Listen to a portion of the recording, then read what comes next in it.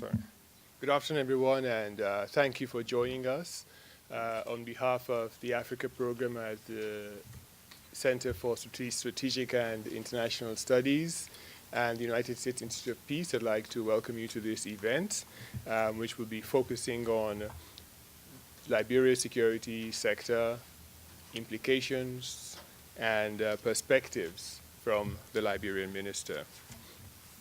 I'd like to give a special welcome to those joining us by webcast. Unfortunately, we were not able to fit everyone in this room, so thank you very much for joining us by webcast, and we look forward to your participation as well during this event. As you all know, since Liberia's return to democracy, we've had a lot of challenges and also a lot of opportunities and progress. And a lot of this depends on the strength, pace, and effectiveness of security sector reform in that country. And security sector reform pertains not just to the military, but also to the police and intelligence services. And the extent to which they could effectively address the myriad of human security and hard security challenges Liberia faces would tell us how likely the eventual transition to self-sustained sustainability would be in the medium term. Failure of an effective security sector reform program in Liberia would have implications not just for domestic security, but also for sub-regional security.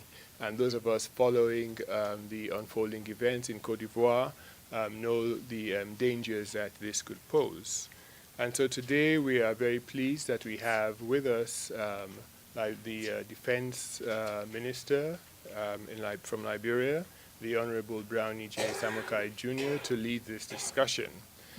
Those of you who have followed Liberia over the decades would be very familiar with the Minister and his work. In addition to being the Minister for National Defense, he also chairs the Peace and Security Pillar, which is one of the 4 pillars prioritized as a key development focus in Liberia. He has a very impressive background, and you all have copies of his bio, so I wouldn't read through it extensively. But suffice to mention that he is a former director of the Liberian National Police, and so he does have a bit of credibility talking about the non-military side of security sector reform as well. He's a retired colonel from the Liberian Armed Forces, and he's a Fulbright scholar with a master's degree in applied economics from American University here in Washington, D.C. A kindred spirit, an economist, always good to have some support. Following the minister's remarks, we'll have 3 discussants. And the first will be Bernadette Paulo, President and CEO of the Africa Society of the National Summit on Africa. Her bio is also contained in your handouts, and she has had extensive experience, not just here in the United States, but also on the African continent, and we're very pleased to have her here to share her perspectives. Jennifer Cook, our co-host, would also be a discussant, and she'll be focusing on domestic political issues and how these pertain to security sector reform and broader stability. Our third panelist will be Mike Bittrick, who is Deputy Director of Security Affairs in the Office of Regional and Security Affairs in the Africa Bureau at the State Department. Mike Bittrick is also an old Africa hand, and he will be giving us a 35,000-foot view of the key policy issues and the red flags and green flags with which we should all be familiar.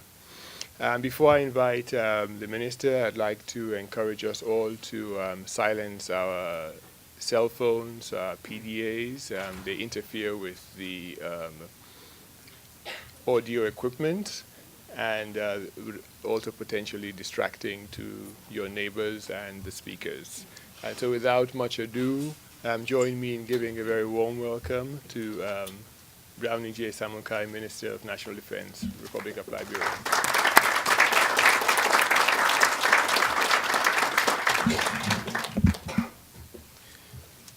let me thank Director Gilpin and the staff of the CSIS for inviting me this afternoon. And I'm very pleased to be among this younger panel of friends and colleagues. And let me say welcome to all of you this afternoon. I am sure there's a lot of expectations. I will hope that we can try in our exchange to find a better way of understanding each other, given the different perspective that all of us may bring to the issue. I think you are quite aware where Liberia has been coming from, a failed state of 14 years of civil conflict, where the clear rule of law had collapsed, where the political system itself had collapsed, where the confidence in providing security for individuals in the country was no longer there. Thousands of Liberians were displaced, thousands were killed. No one had any, the rule of law was pretty much non-existent. And at the same time, you had an environment in which women and children, the elderly and young and old were all being victimized by not only rebels, but also the state apparatus. So there was a need after the peace agreement of the Comprehensive Peace Accord in 2003, calling for a security sector reform process. But that wasn't just the beginning call. The beginning call actually did back to 1990 in Banjul when the peace conference called for the reform of the Liberian security sector. So in 2005, with the support of the international community, the support of ECOWAS and others in the region, there was a clarion call for the security sector reform. And most specifically, countries were being asked, and in one of them in particular, the U.S. was asked to take the lead specifically in helping to reform the armed forces of Liberia.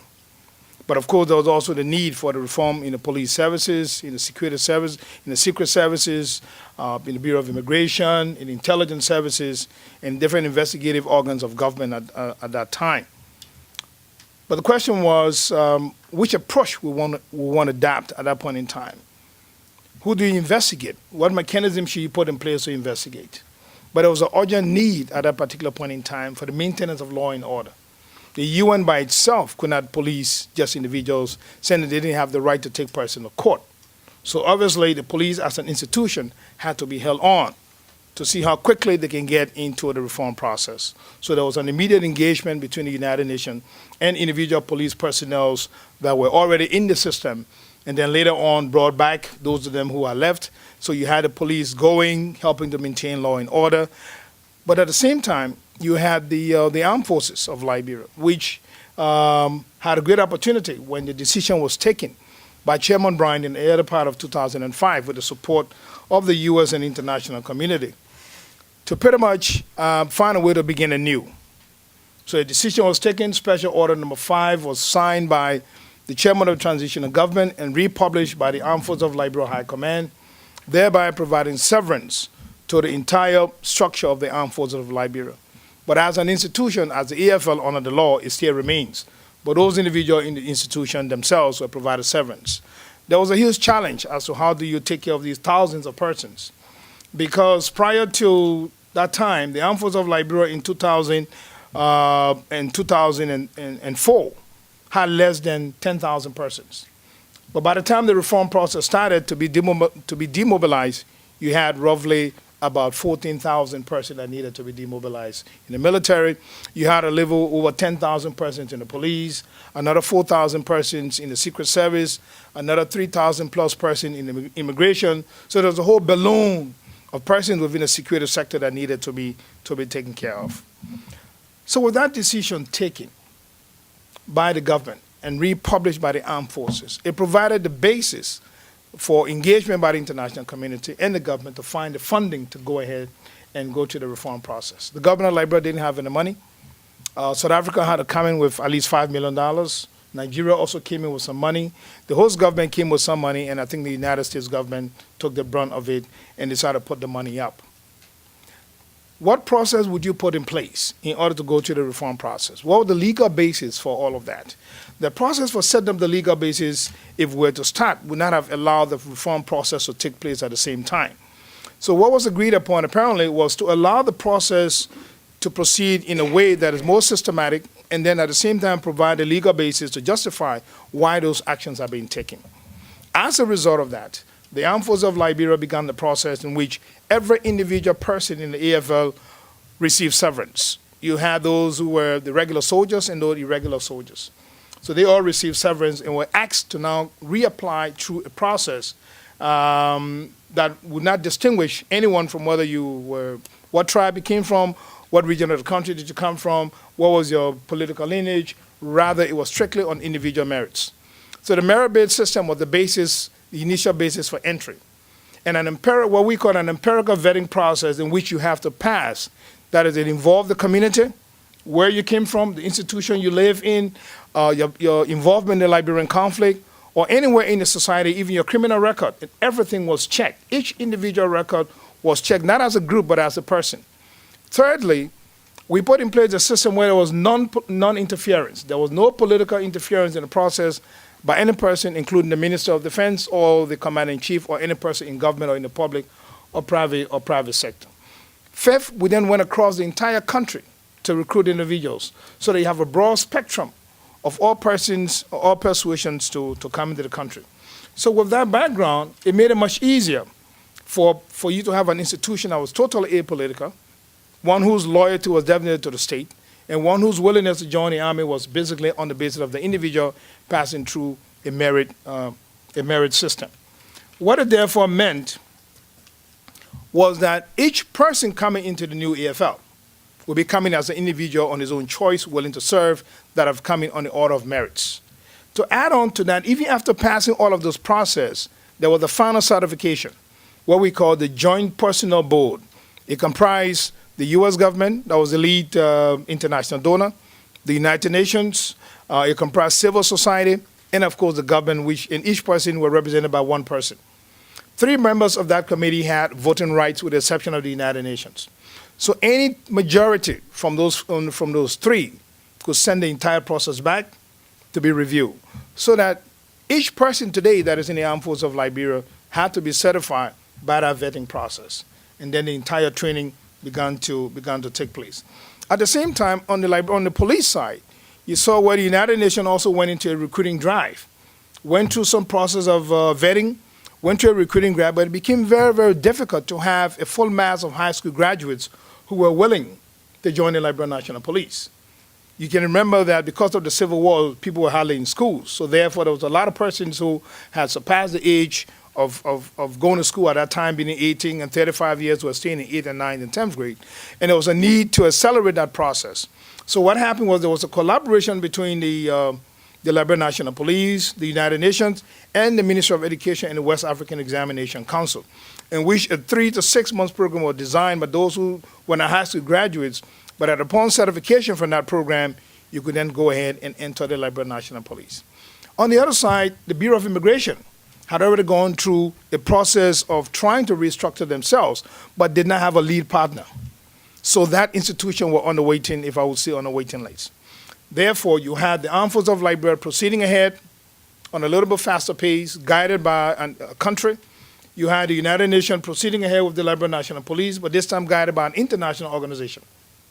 Well, the international organization doesn't have a police doctrine. So you had a combination of persons from different countries and different backgrounds, whether it is from country X or country Y or country Z. They may not have the same quality of the same methodology of policing. So that was the kind of element that was introduced into the Liberian National Police. So later on in future, you can see the challenges that are being faced by the police today as compared to the Armed Forces of Liberia. That was where a lead country like the United States took the lead process in helping to restructure the armed forces using its own training doctrine to impart that into that. But the question is, how do you then come up with new leadership, a new command structure in the armed forces, when in fact you already provide severance to all of your commanders, all of the officers, all of the NCO? The alternative would have been to just call someone who had been trained in the past. Well, what if that person, for an example, had been fighting for one of the warring factions? What if that person had his or her loyalty to an ethnic group or one of the groups that were fighting? Then you have to balance that with another person who was on the other divide, and you also have to balance that with another person. Eventually, if you were to follow that kind of process, that would have led to a complete collapse of the intent of the security sector reform. So the intent, therefore, was to put everybody through the vetting process and then bring someone who is pretty much neutral but trained, that has some international credibility, that could bring international credibility to the process.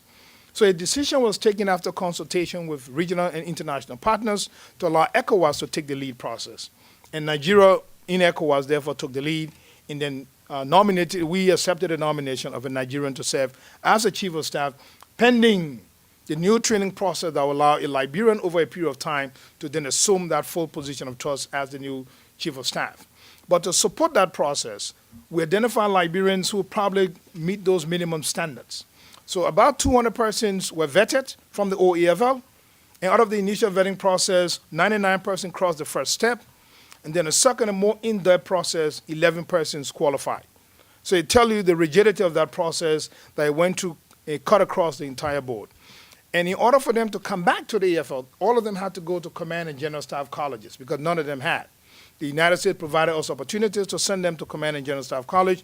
Nigeria provided that opportunity, and other international partners did. So today, all of the old EFL who are senior personnel that have been brought back to the vetting process all went to complete their command and general staff college courses as the initial basis to come back to begin to assume command. So from there, from that group, one person was taken after going through a process and finally got nominated and confirmed by the Liberian Senate and became the Deputy Chief of Staff. So you now have an armed forces of Liberia that have gone through a vetting process in which there's a clear case for coming into the AFL, a pattern that have been set so that it's no longer based on an individual, politician like myself or anyone in government, but rather whoever comes to volunteer to want to enter the path through a rigid process.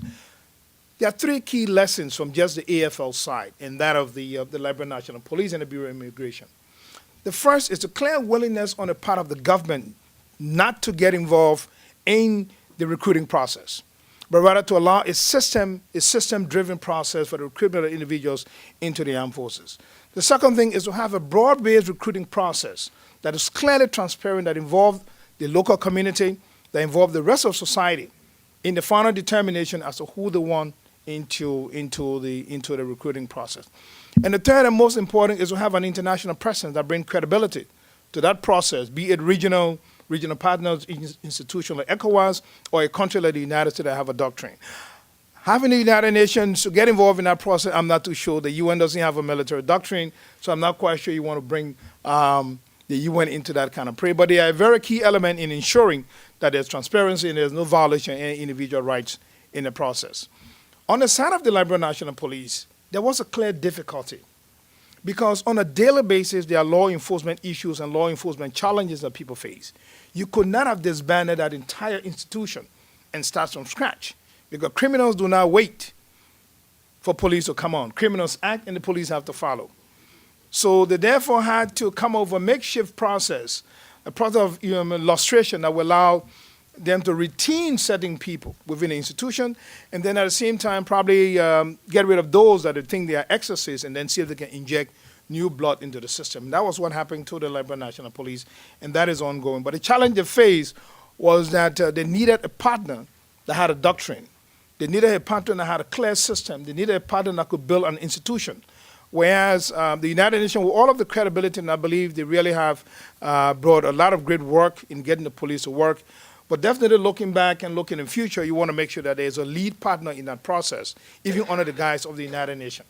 The clear example of the sources of that was that a lead partner, that is the United States, came in and then went in and provided direct training to the emergency response unit that have now brought a good semblance of credibility to police response in our country. But were all of the institutions properly reformed? No. The Bureau of Immigration is yet to be properly reformed because there's a need for a lead country.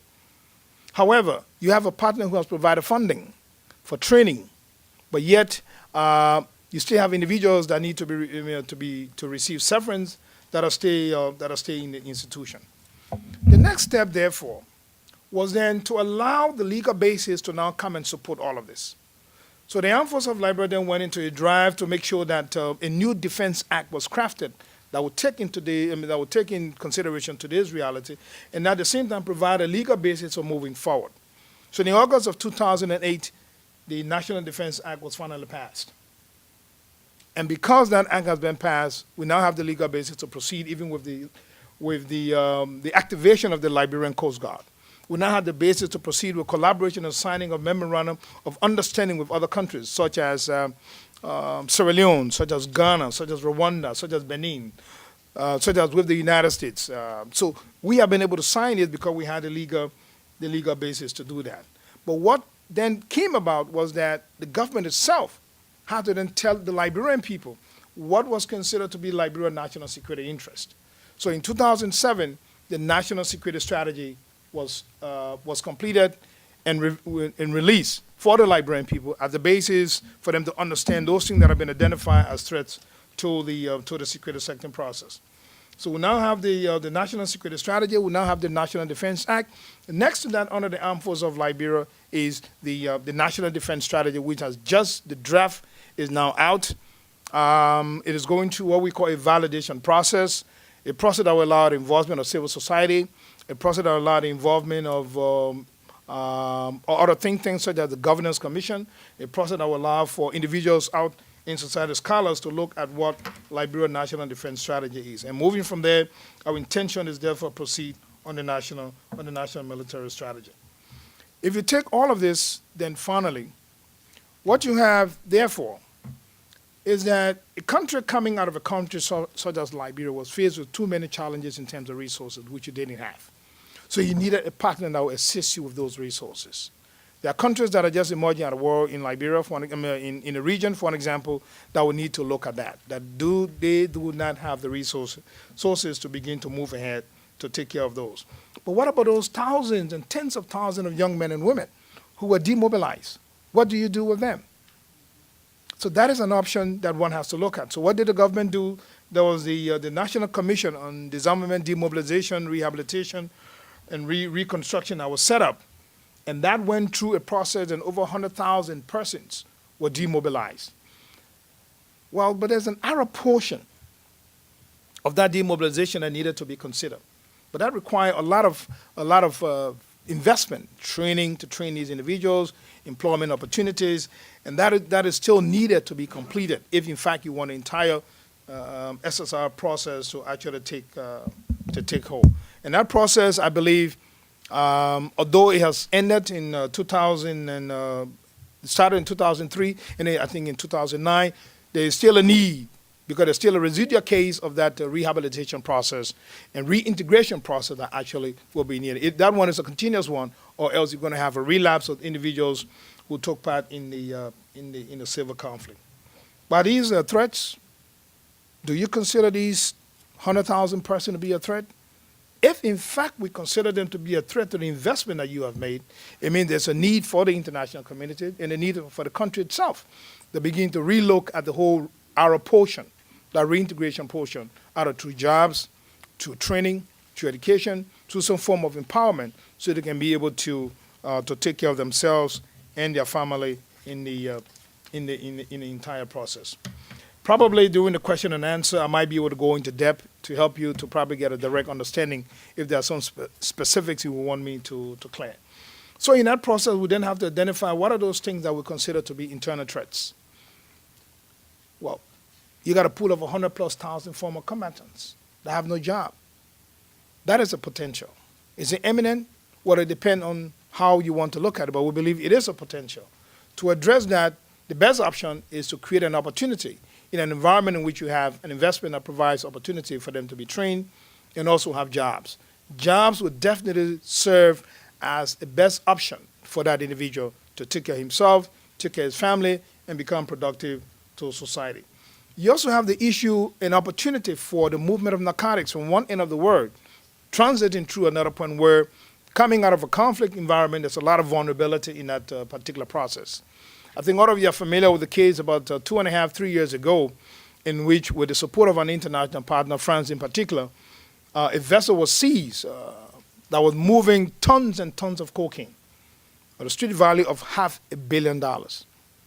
For a country whose budget at that time in 2006 were under $90 million. Seizing a cocaine value of $500 million, you can imagine what would have happened if they had been able to enter the society. So that is a potential problem that one has to look at.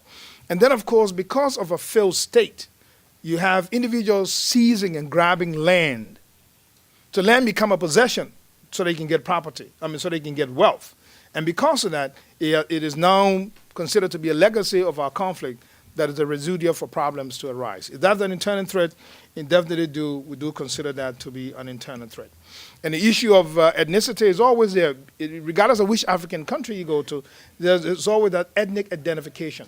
But to what extent it is prominent in the Liberian case, it hasn't yet manifested itself, but there's always a potential, because if you recall in 1980 and the years preceding after that, there was a lot of ethnic concerns, particularly in those institutions of government that were existing at the time.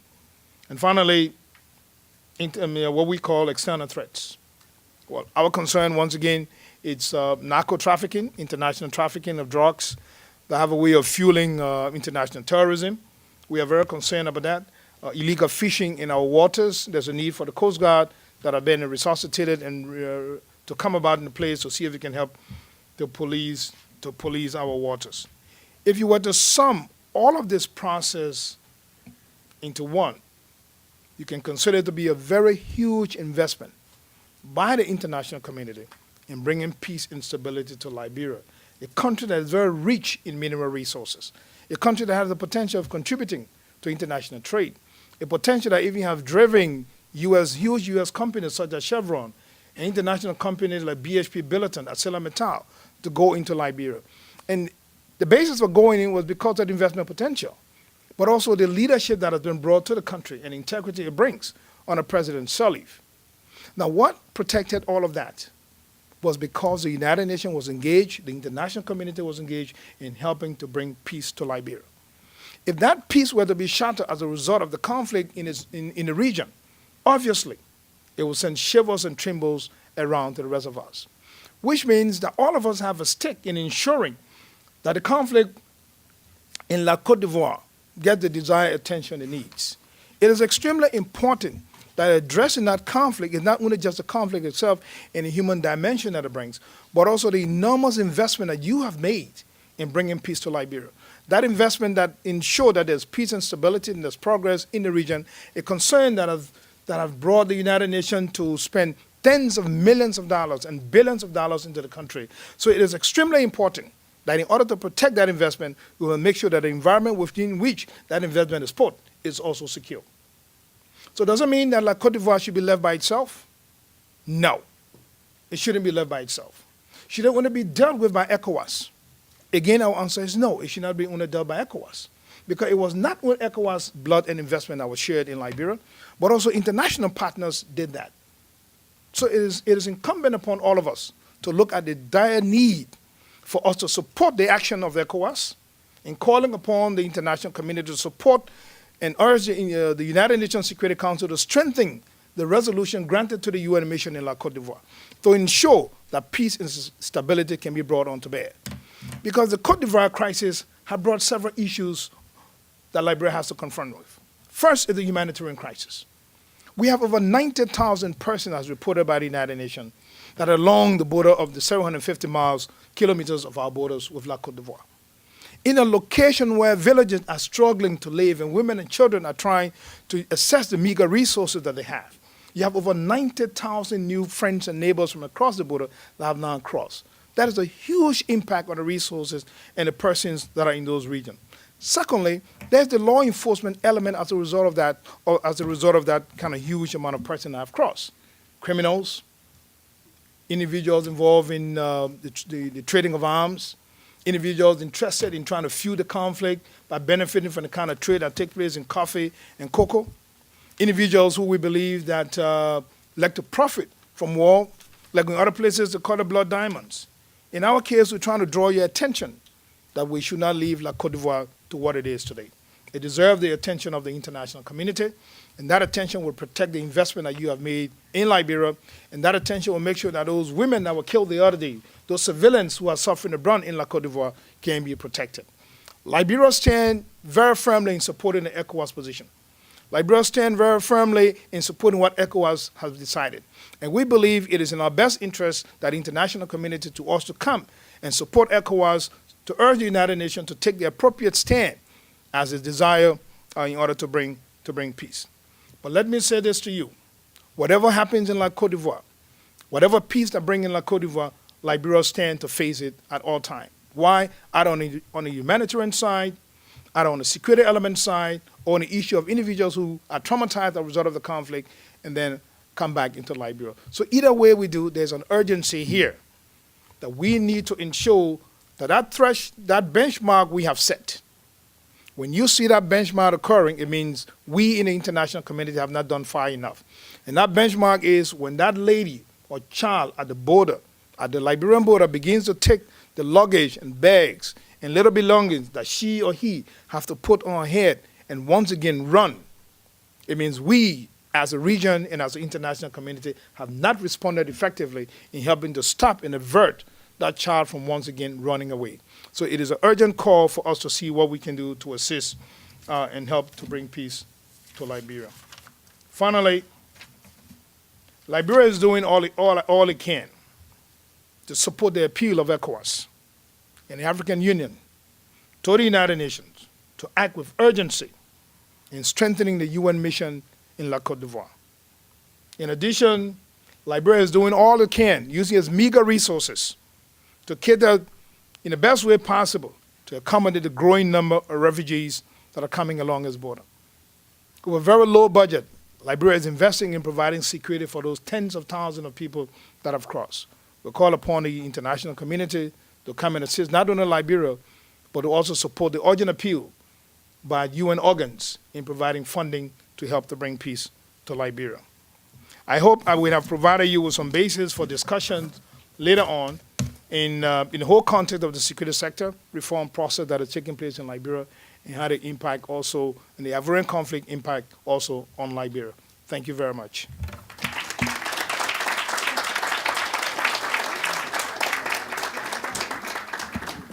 Yeah, thank you very much, Minister, for that excellent overview. We'll now have three discussants. Bernadette Paolo will go first, Mike Wittrick second, and Jennifer Cook will wrap up.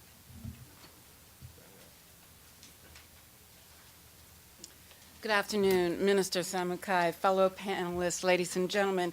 First of all, I want to thank you, Raymond Gilpin, for organizing this, and the United States Institute of Peace, and of course, Jennifer Cook and SAIS. This is a very timely and necessary discussion. Those of us who have studied Liberia for a very long time remember those 14 years of civil war, and we're very grateful for the 8 years of stability that we've seen. And I want to commend you, Minister, and the government of Liberia for that. But Liberia's recovery is not over. And the challenges on the eve of elections and in the face of more than, according today to UNHCR and press reports of today, 100,000 refugees are now in Liberia, in Nimba County alone.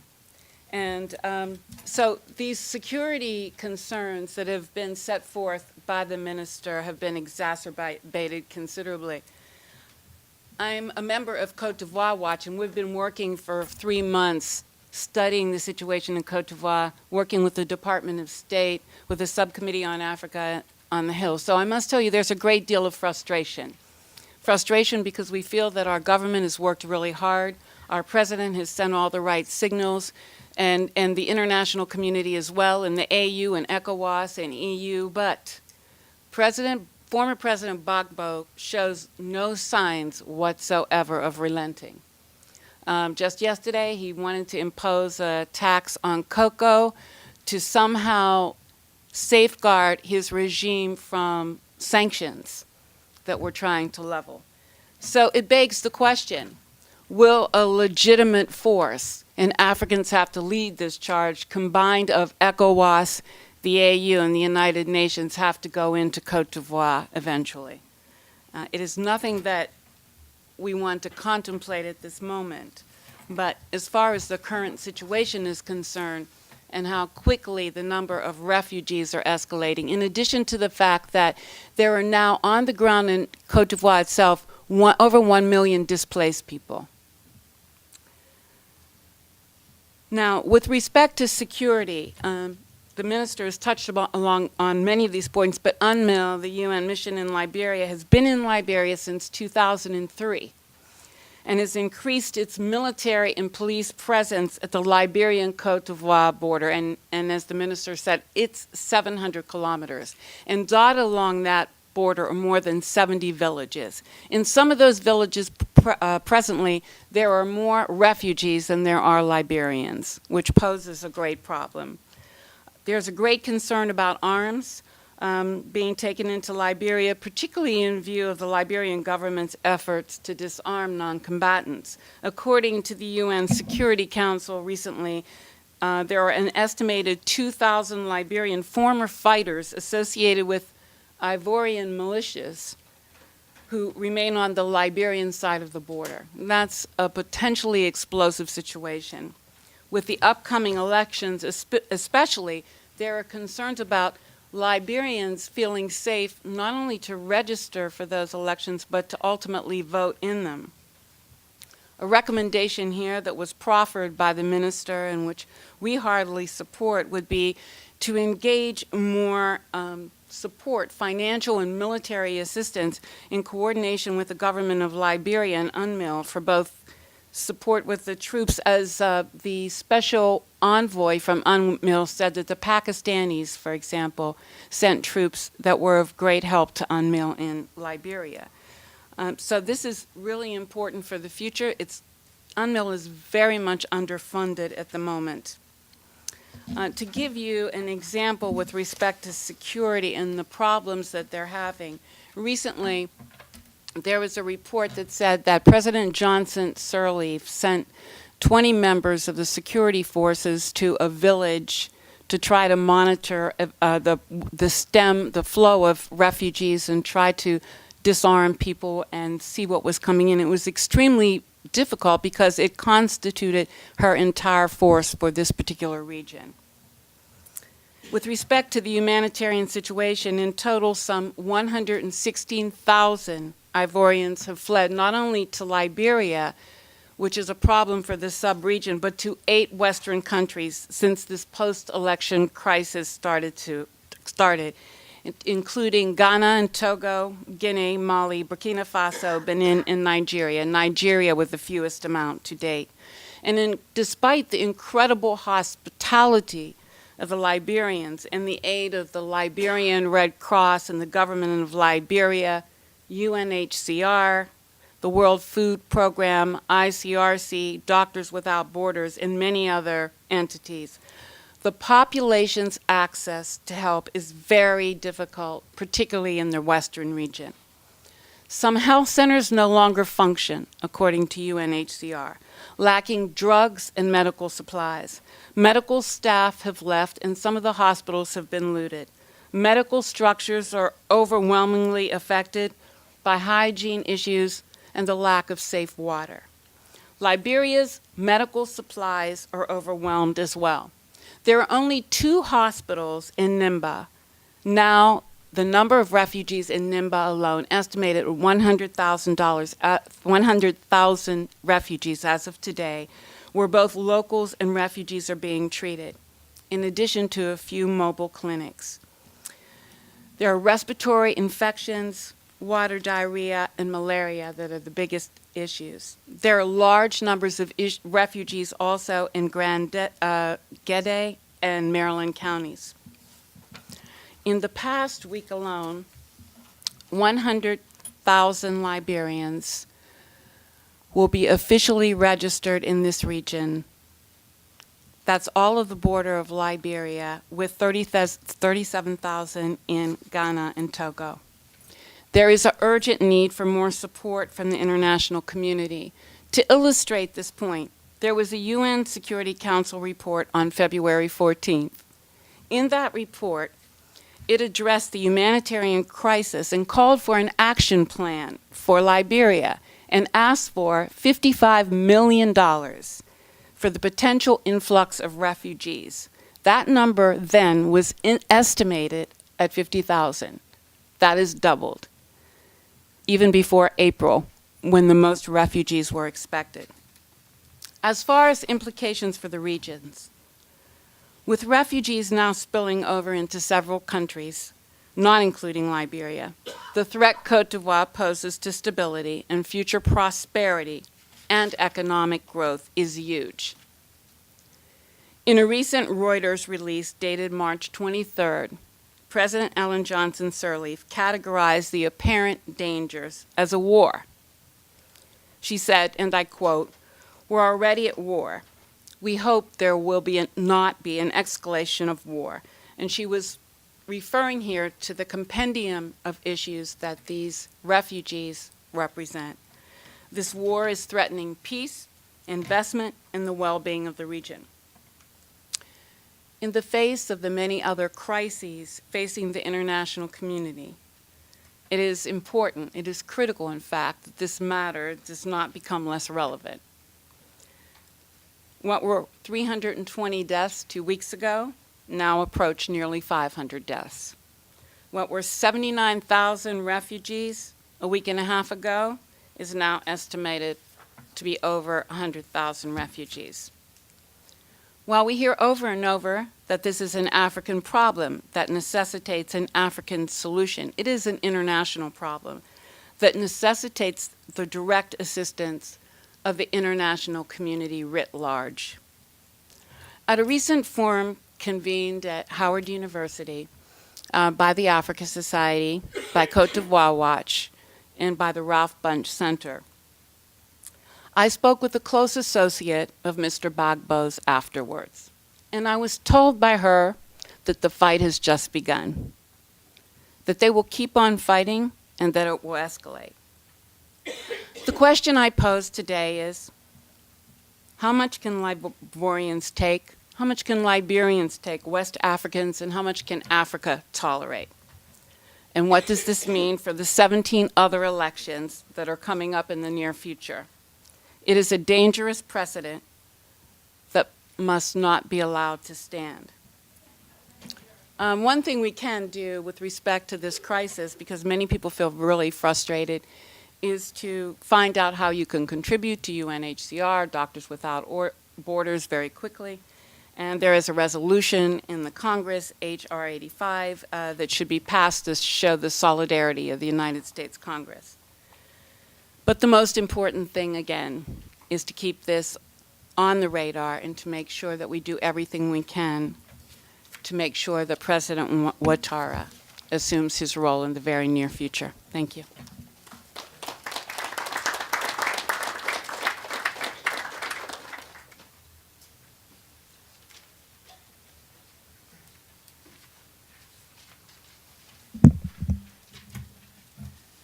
Well, thank you very much to USIP and thank you to CSIS.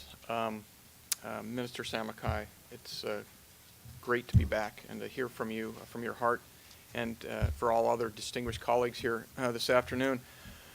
This is really an important opportunity, not only to assess the near-term challenges faced in the region, from instability and a lack of governance and an inability to follow through on the elections that were properly held and a winner chosen in Côte d'Ivoire, but also to step back for a moment and to consider where we are as an international community in supporting the vision of our Liberian partners at this key juncture in their history, 8 years after the comprehensive peace agreement was signed.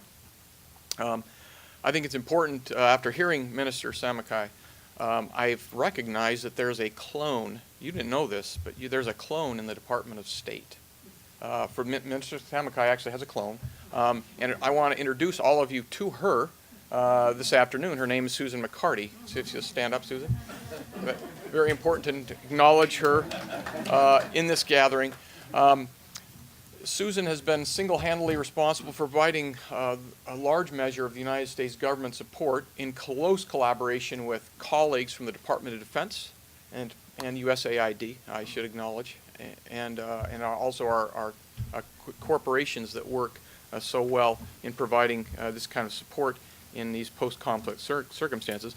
Susan has been responsible for overseeing over $200 million of programming, and that's been highly, I think, as per Minister Samakai's remarks, has had some incredible impact.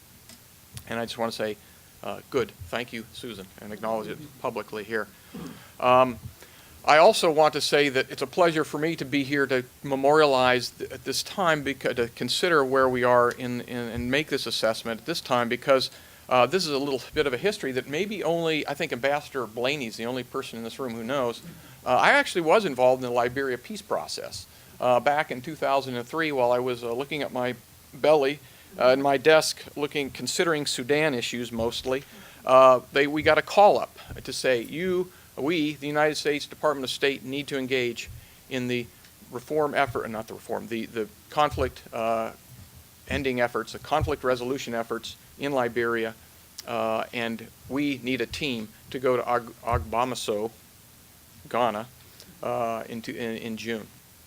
And I was one of the members of the team that got to go and sit down during those negotiations, the ECOWAS-led negotiations, African solutions, clearly led by Africans, and be able to, as the United States providing its representation and supporting ECOWAS at that key juncture, it was a pleasure for me to be able to do that, and I'm thankful that how far we've come in 8 years is totally, completely amazing. It's miraculous, and I think it bears much reflection here this afternoon.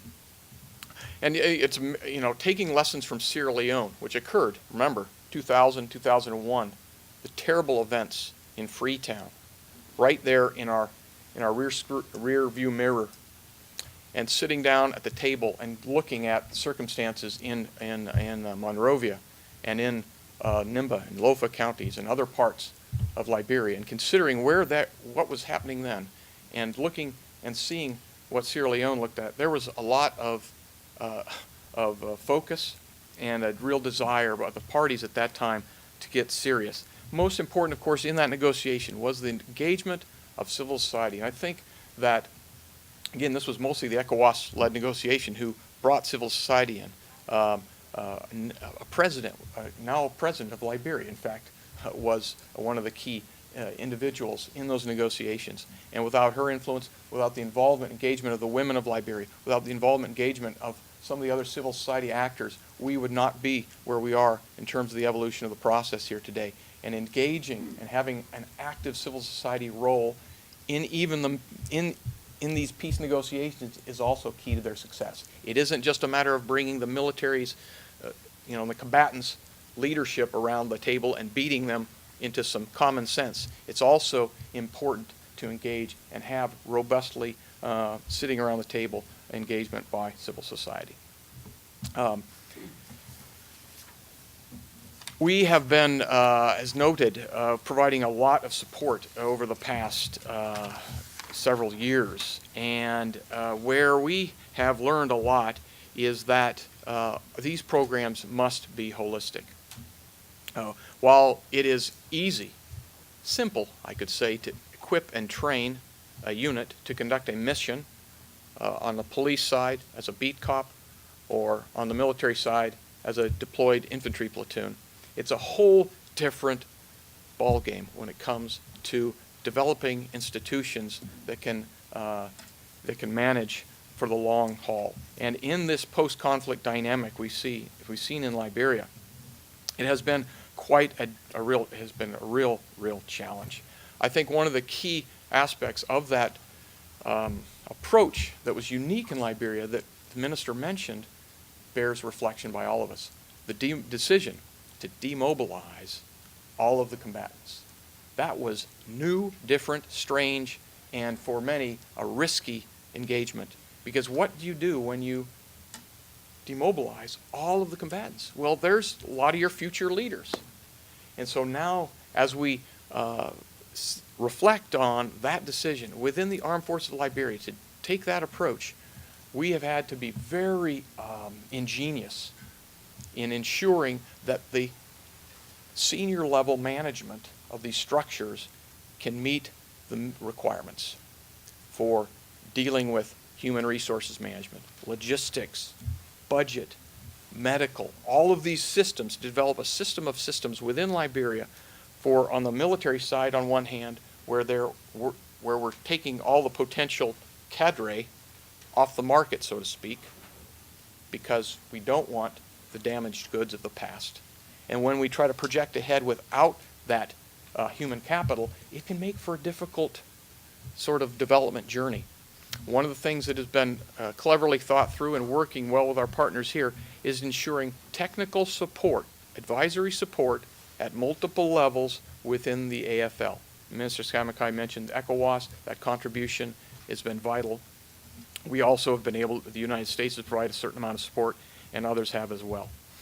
I should also note that in a number of these areas, it really hasn't been just the United States, just the UN. There's been other partners around the table, and it's important to acknowledge that and to understand and see, even in the case of the 4 major facilities that comprise the Armed Forces of Liberia, include 3 built and refurbished by the United States, and 1 built and refurbished by China.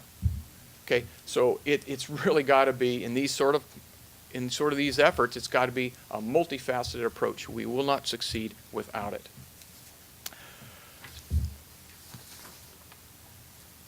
The challenges of development are really right in our perspective here every day. And what I mean by that is that developing the talent you need to run complex systems cannot be done in a day. And how do you manage internally the conflict mitigation challenges that you've got in Liberia and have it Liberian owned? This is a key question. We believe that in a number of places, Nimba and Lofa counties, for example, Monrovia on certain days of the week, it's difficult to see how are we going to work through these crises. Increasingly, we're seeing, if you look at the perspective of 2003 to today, Liberian ownership more and more. Is it the level that the Liberian people want at this stage? Maybe not. Not all the institutions are wholly Liberian owned. But is that the direction clearly forecast and seen? And are we seeing progress in that? I think clearly the case is yes.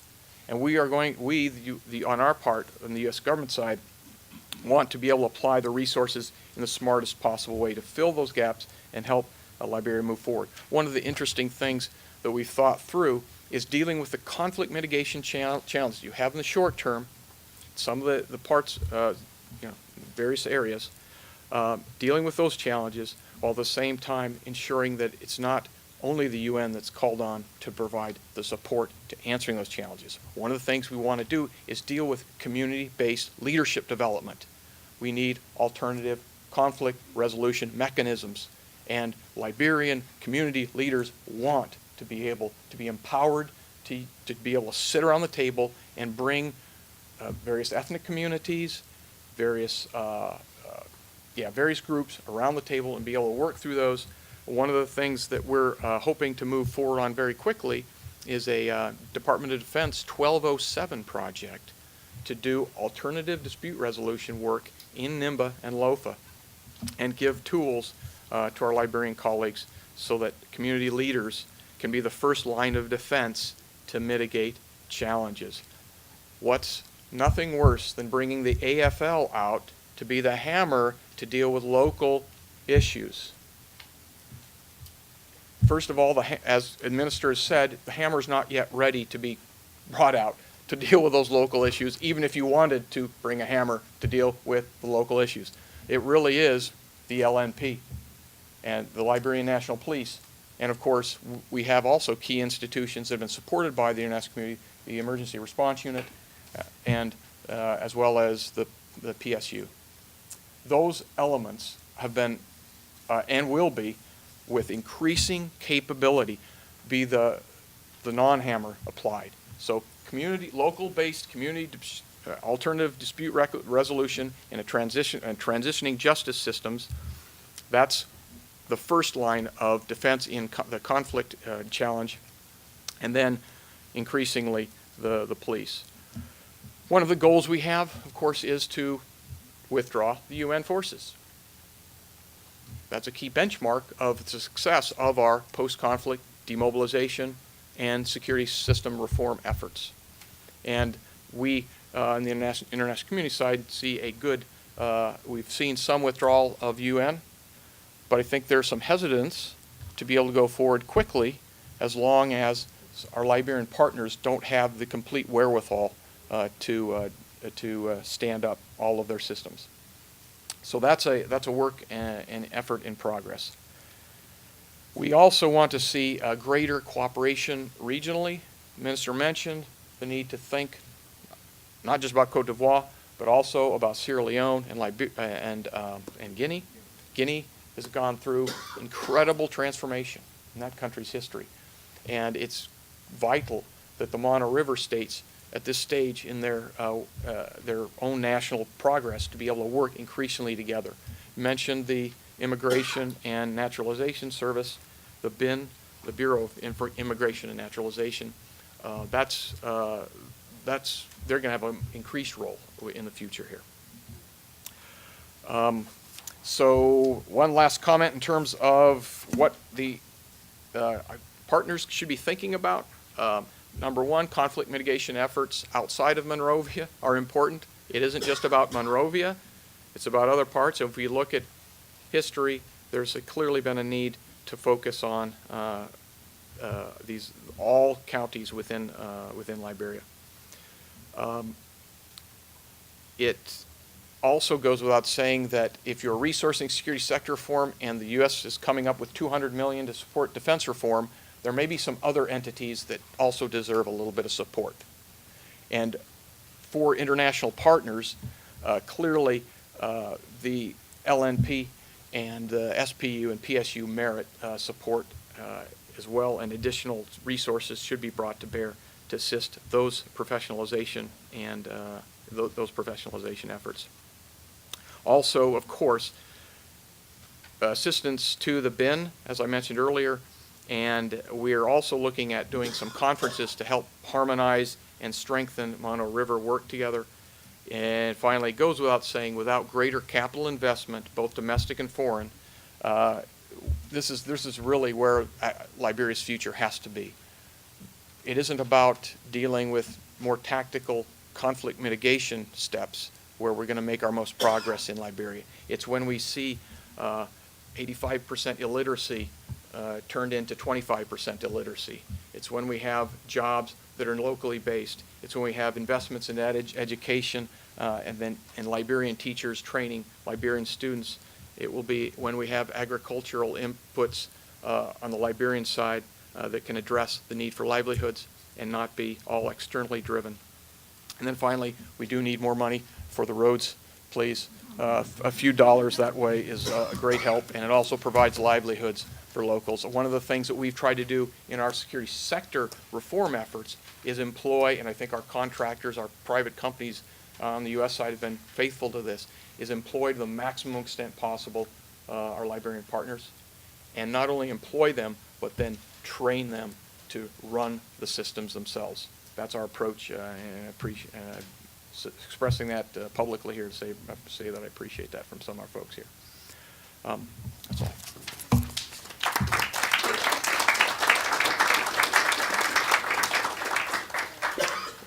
I don't really know if my remarks warrant the podium. Much of I think. Okay. Well, they're pretty.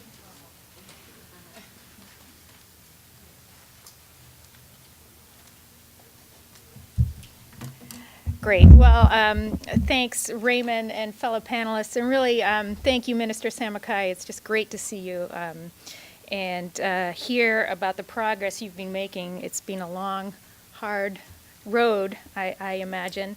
I was asked to talk a little bit about Liberia's internal security threats and perhaps the implications of Cote d'Ivoire, but it seems a little rich to lecture the Minister of Defense on that. So I thought I'd take a step back a little bit, and some of the questions that the panel discussion raised for me that maybe you can begin to answer in question and answer, and maybe they get elaborated in the discussion period.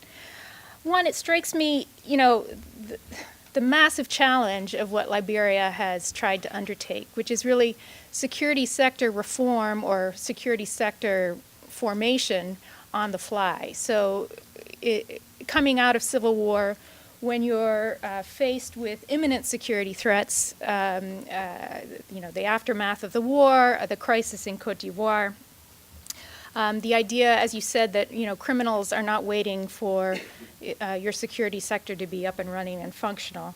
and that the decisions have to be made in a context where you need immediate results on certain things, but you're also planning for the longer term. Also the fact that when you're coming out of that kind of a prolonged crisis, pretty much any money is welcome.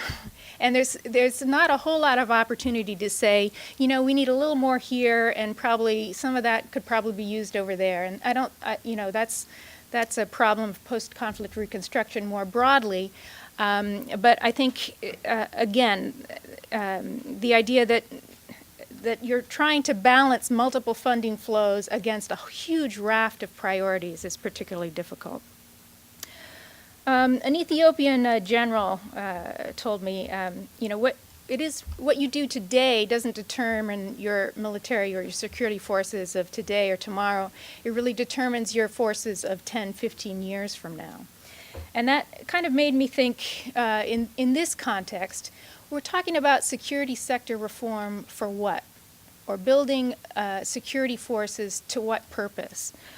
Is the objective to build kind of an all-purpose security sector that can respond to any eventuality, or just build basic competence that hopefully you can expand over time, or do you prioritize what you're aiming for? There's a number of imminent threats right now, I think, and Bernadette outlined them. I think that the Liberian Defense Force is not going to be prepared for to handle alone. But what are you thinking 5, 15, 10, 15 years down the line as the most likely threats that Liberia is going to be facing? I wondered if you might elaborate perhaps in the discussion kind of what the response is right now in terms of the implications of what's happening in Cote d'Ivoire. Obviously, you have an unfolding humanitarian crisis, massive refugee flows. Is this an opportunity, for example, to be kind of embedding these newly trained or in the midst of being training Liberian security forces with UN forces on crisis response and humanitarian response in a way that's kind of that's measured and kind of overseen and taken kind of within the umbrella of the UN presence right now? The UN, given budget constraints and you know, the outlook for international donors, is not going to be there forever. It will likely leave before you want it to, or before you feel fully prepared. And are there ways to take advantage of that opportunity while it's there? In terms of the imminent threats, I think the possibility of reigniting some of the militia groups, Model, NPFL, and do they play a role not only in Cote d'Ivoire, but perhaps, and I think this is the tragedy of the Cote d'Ivoire example, in perhaps destabilizing a Liberian election down the line. The idea of a close election standoff, say fought between the president and a close contender standoff, is that a possibility that worries you? How, I wonder if you might, you're not going to want to comment on that specifically, but I mean, I think that's the kind of thing that the crisis in Cote d'Ivoire, the kind of precedent that it sets, that's why in large part this crisis is so alarming. So the border refugee issue and the election security issues, these are kind of the near-term threats. But when you're looking out 5, 10, 15 years from now, one hopes that kind of the interstate conflict and this kind of Ivorian standoff becomes less of the norm. I think there's been pretty genuine progress, particularly in ECOWAS, and ECOWAS's responses diplomatically and militarily over time in responding and pushing back to that kind of flagrant undermining of electoral processes. What are the big challenges down the line that you see? And is it a military, or is the military force as you're building it now that's going to be most suited to that? Are there other aspects of the security sector? You did mention the national police, but when you think of the kinds of conflicts that probably are most likely over the longer term, conflict over land, which you mentioned, and communal violence, the issue of vigilantism, emergency responses and refugee flows, food security and riots, and Liberia has seen those, the issue of narcotics that you mentioned, illegal resource exploitation, timber, other resources. And I would say eventually, Liberia will turn its eyes to the opportunities of kind of maritime security and so forth. And what are you building now in terms of those kind of longer range issues? We have a project right now on police reform. We're realizing how incredibly complex that is to do here in the United States. I imagine it's no less easy in Liberia. But, are we getting the balance right in Liberia? I guess that brings me to my final point. Resources are finite. It would be great to say more on police, more on roads, more on reintegration and job employment and income generation. But, there may be some efficiencies we can find and some greater resources we can find, but at the end of the day, you're going to have to make trade-offs. And the donor community will have to make those trade-offs, and I think the Liberian government will have to make trade-offs. And I think that's one of the key challenges right now. How do you set those priorities? I'd say within the military, do you want to be building specific capacities that are most relevant to Liberia? Within the security sector, is it the military, or is it going to be a gendarmerie type force, or is it going to be the police force that's most relevant to the security challenges that Liberia faces over time? Or is it across sectors? Look, we're spending a lot on security sector reform. Are we really doing enough in terms of income generation and reintegration, where, as you said, the real source of the many of the problems come?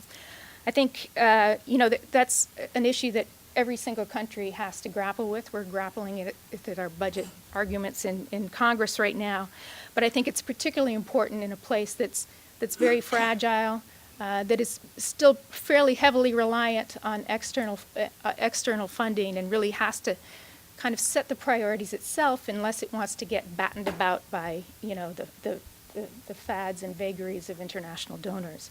So my question to you is Liberia getting the balance right? Is the international community getting the balance right? And I'd love to hear your thoughts on that. I'll end there and turn it over to questions and answers. Thank you very much to the entire panel for those very insightful comments. I think we've managed to contextualize the challenges being faced by Liberia at this time, and challenges they're likely to face 5-10 years hence. And the question is, the overarching question is, to what extent has the reform process in Liberia's security sector prepare the country to meet those challenges head on and make progress? Jennifer has outlined and summarized the issues brilliantly. But before I invite the Minister and probably some of the panelists to comment, time is fast spent, so I'll also invite about 3 or 4 questions. If you could make your questions as short and as directed as possible, that would help and enable us to get enough food for thought for the panel to respond. I think we have the lady here as the first. There's a microphone coming. Please identify yourself and please make your question short. Hi, Sia Willie, Howard University, African Studies Program. Thank you, Minister Samakai, as well as those on the panel. I want to thank you for your efforts and your sacrifices in serving Liberia, but my question regards corruption, accumulation, as well as inequality that it's breeding, and its effect on national security. Obviously, we know that with debt forgiveness and so forth, Liberia has accumulated much capital and liquidity that is needed to spearhead and move forward a lot of reconstruction efforts. However, corruption is paramount, it's ubiquitous, and how do you see that impacting state security? Thank you. We'll take one from the gentleman here. I'm William Hare from the University of the District of Columbia. And Honorable Minister, it's great to see you. my classmate, Fulbright classmate. Actually, this morning I read a very alarming article.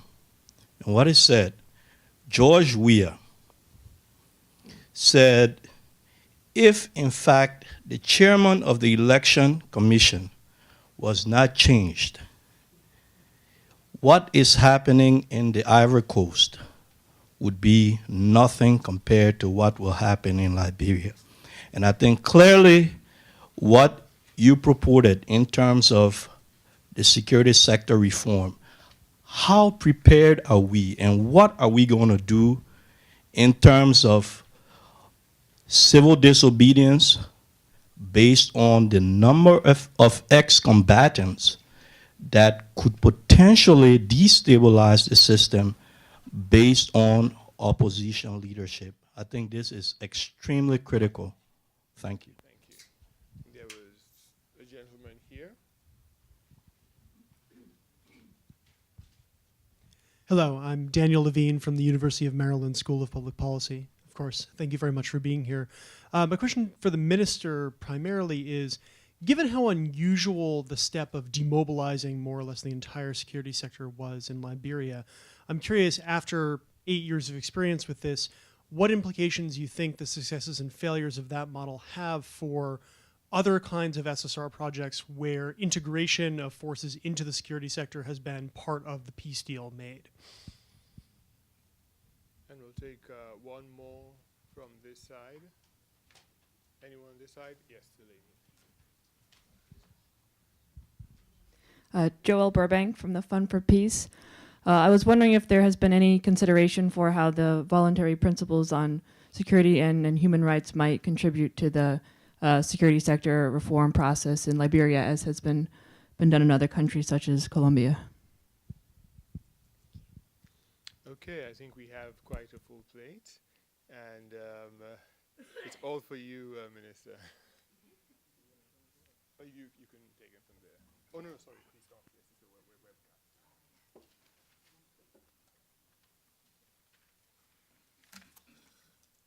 Thank you for those very challenging questions. I don't know where to start from, but if you just allow me to take cue from Dr. James T. Tape, an architect of the Liberian peace process since 1990. He's sitting right in the back. Just want you to see Dr. Tape.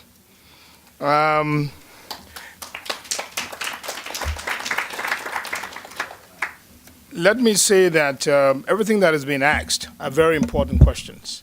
And I think answers may not necessarily satisfy you, but I'd like you to see the reality from which we are coming from. Whether it is the issue of corruption and inequality and its effect on national security, what is the threats from any individual with regards to their desire to have some changes made in the Elections Commission, what is the issue of demobilization of the security sector that have taken place, or even the issue of voluntary security as an example by the local community. One has to see the reality that decision makers face when in the transition process.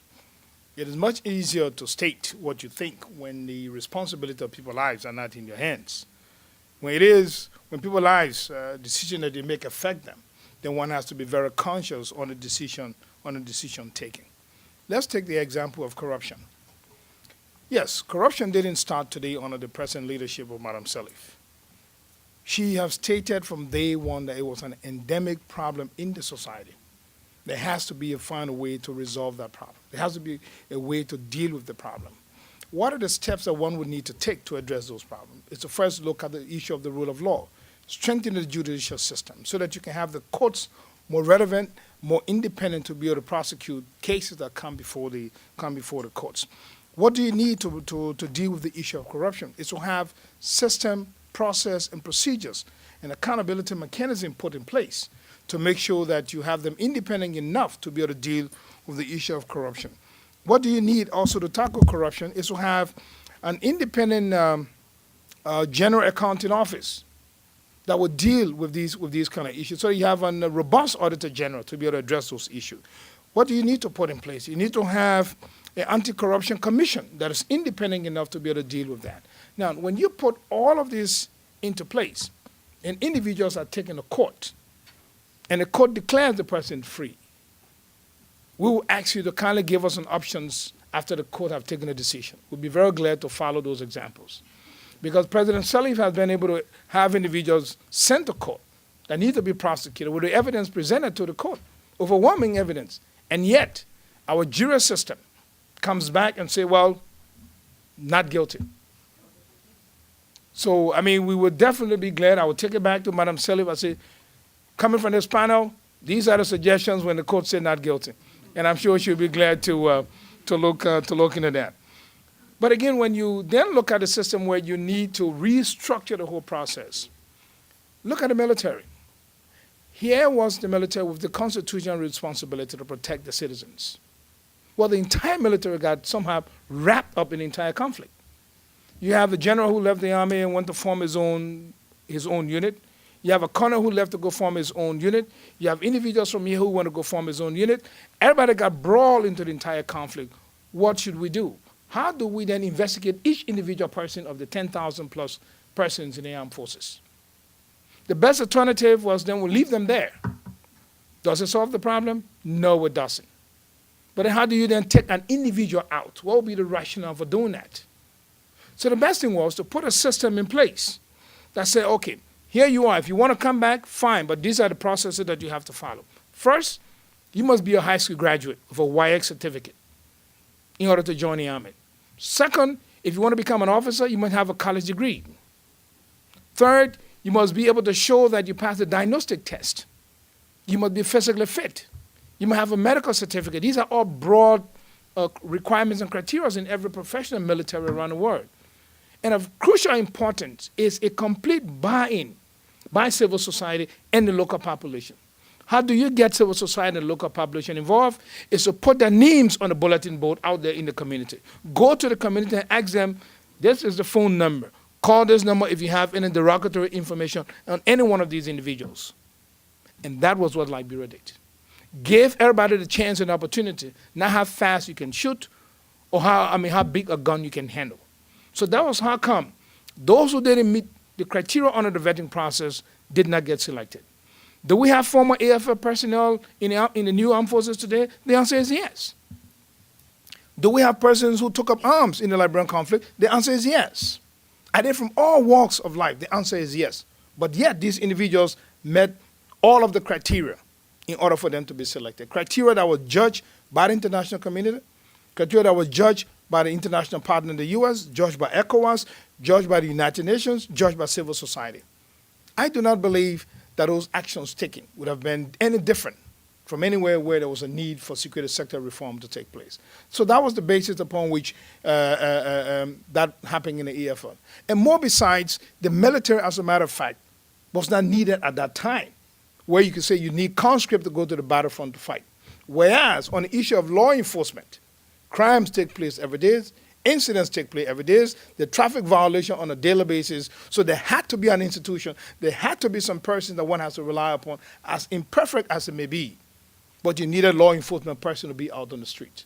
That should give you the time to allow you to go through a reform process of the police institution. And that is exactly what we are heading towards at this point in time. Voluntary security, we have the community watch teams. Community watch team that's in different communities, in which, as a matter of fact, there's a radio program that comes on at midnight. And people call in whenever there's a security incident. People call about what is happening in your community, and that provides an alert for the police to respond. Now, we need to work on their response times. Yes. We need to make sure that they have the means to communicate. Of course, we need to. The ability to get there on time, we definitely need them to do that. For them to have the wherewithal, like Mark mentioned, the PSG, the police support unit, yes, we need to have them capable to be able to do that. But how will we respond to individuals who want to stage demonstration or turn violence? That is something we have to learn. Have person been trained? Yes. Nigeria trained about 200 of those individuals. Are they being supported? Yes. The United States have come out now to support the police support unit in the Liberian National Police, where there's a gradual response to incident instead of using lethal weapons. So we have individuals that are now trained on riot and crowd control and how to engage. Are they experts? No. Will they need to learn? Yes. Will there be mistakes along the way? Absolutely there will be, but we have to learn from those mistakes. So we are not shying away from being willing to learn. Neither are we saying that we are experts now. We are simply saying we are working and gradually improving on the programs that have been set to make sure that we have a very good environment heading to elections in October or sometime later on this year. So I hope I was able to answer some of these questions. But I want you to kindly see where decisions that we make affects the process. Say, for an example, if we were to wait in 2005, when Ambassador Blaney and others were there, and say, you know what, let's wait with the security sector reform until we can pass all the laws. You know how long it takes to pass a law. It's no different in Liberia. So you would have had a band of people running around, and they would have had no chance to do that. So we had to take some immediate steps. So those are the steps that were taken at the time, and I hope those steps can be built upon. And Madam Selig, Madam President, is very, very conscious of these issues. She's very serious of them, and she takes them very seriously. She talks about it on a regular and on a daily basis at the steps to be taken. But granted that you have the authority as an independent person on the as the Auditor General, for an example, I think one has a moral responsibility to respect the high office of the President. So you may have been reading some stuff in the wire, in the newspapers. One has to recognize your limits, even here in the United States. One cannot just get up and make a statement and write something against your boss and your commander-in-chief in a way, and actions taken, and then you say something. He's a very competent individual. He knows exactly his work, but also one has a responsibility, even with your level of competence. Thank you.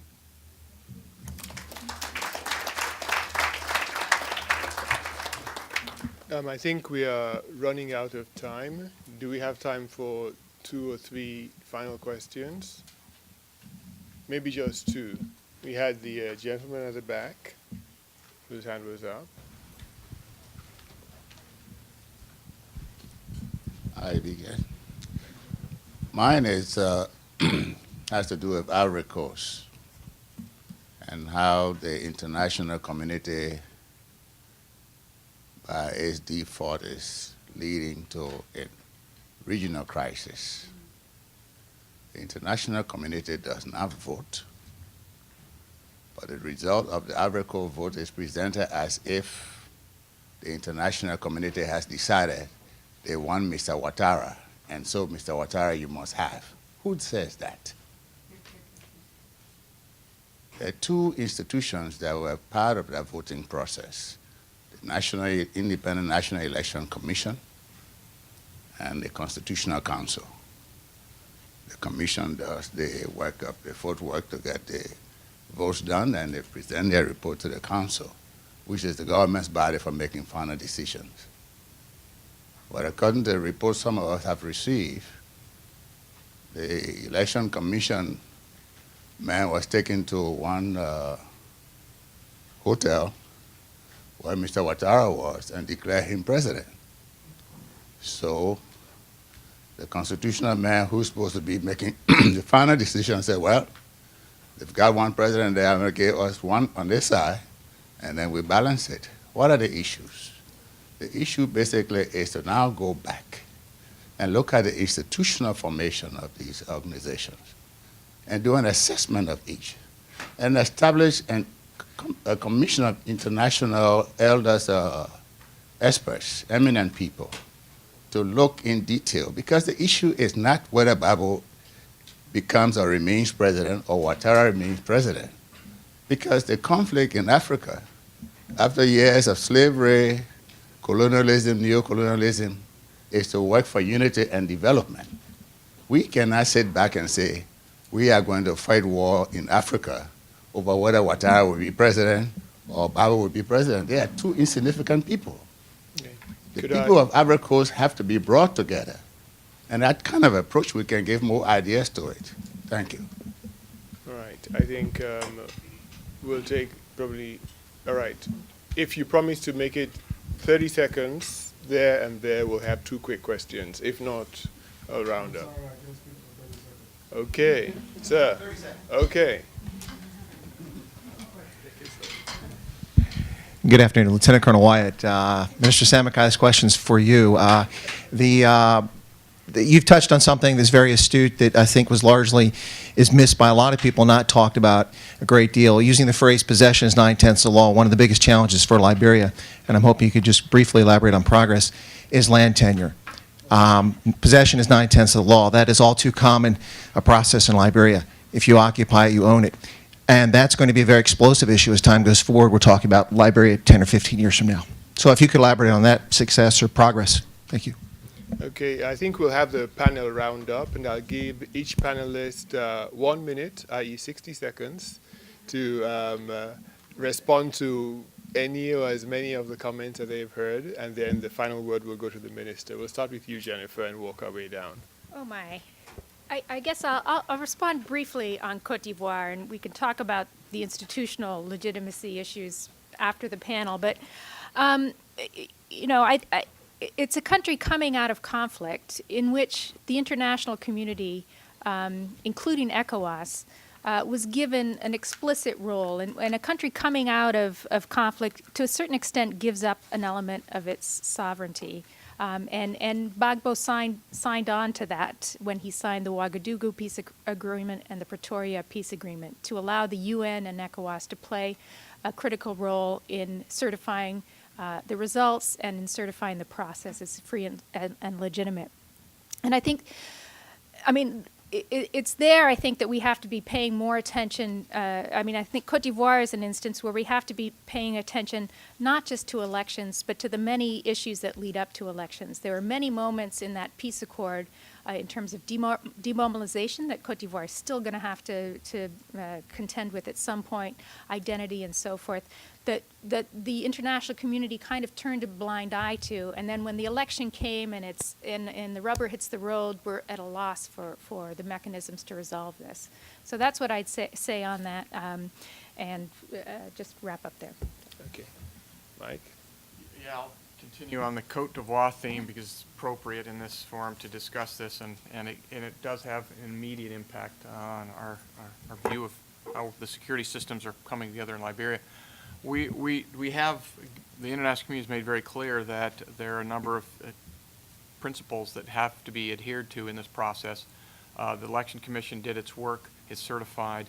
The United Nations, the African Union, and ECOWAS, with ECOWAS in the clear lead, has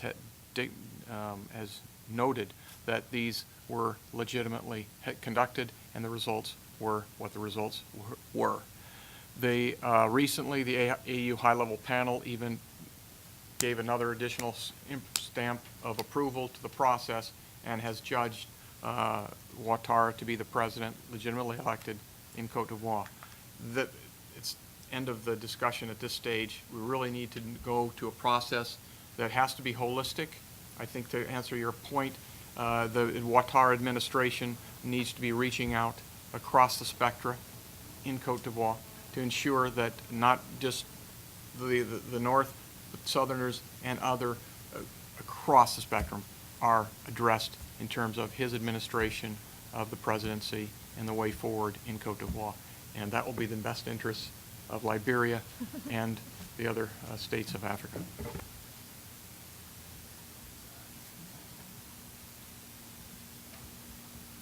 Well, I think that Michael and Jennifer have made the case for Cote d'Ivoire in a very eloquent way. I would just like to add one thing. I mean, when you see the humanitarian impact of this, whether Mr. Gbagbo feels that he's been robbed or not, what has happened to the people that he was supposed to have governed is something that none of us can ignore, and nor can he. And so I think that it is in everyone's interest for the situation to be resolved as quickly as possible. And I would hope then that his colleagues in the African Union and ECOWAS can prevail upon him to come to some sort of peaceful solution as quickly as possible. Well, let me express my thanks and appreciation for this opportunity to have been able to share with you the topic on the discussion, and to thank Raymond and his colleagues for inviting us today. I will hope that you will recognize that the reform process, security sector reform process in Liberia is still ongoing. It is still incomplete. It still needs to go ahead and continue its team, because there are many challenges now and more to come. later. The issue of land, it is still a very serious issue. The president has set up a land commission. She has done some different kinds of mediation efforts, involved intervention efforts, and hopefully they will try to mitigate some of these concerns. Liberia stands ready to continue to support the ECOWAS position.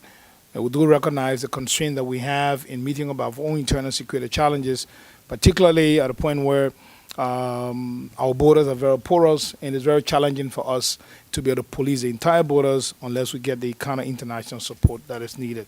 Whatever resolution that is required to bring peace to La Côte d'Ivoire needs to be done sooner than later. Thank you. Thank you. I think the panel has given us a lot of food for thought. Not all our questions have been answered. One outstanding question is looking forward, how do we know we're making progress? And one of the questioners mentioned the voluntary principles for security sector reform.